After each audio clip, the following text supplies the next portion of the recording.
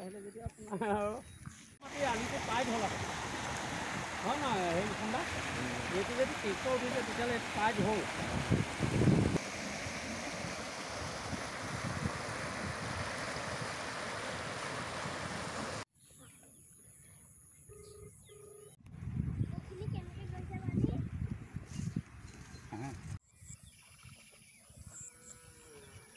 এই পৰিৱেশৰ মাজত আচলতে ইয়াৰ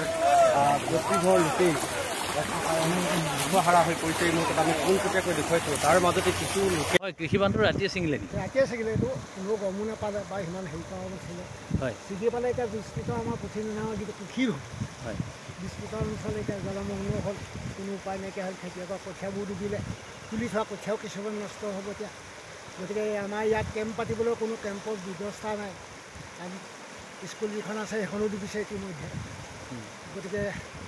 তাৰ কিবা এটা ব্যৱস্থা কৰিবলৈ আমি প্ৰশাসনক বা চৰকাৰক আমি মানে পৰিস্থিতি অধিক ভয়ংকৰ হোৱা আকাংক্ষা আছে আৰু কাৰণ পানীটো বাঢ়ি আছে আৰু দুইখন নদী বাঢ়িছে আমাক এতিয়া মানে এই এলেকাটো ব্ৰহ্মপুত্ৰ ধনশিৰি দুইখন নদী পায় হয় পাছফালে আছে আমাৰ ব্ৰহ্মপুত্ৰ আগফালে আছে ধনশিৰি গতিকে দুইখন নদীয়ে আমাক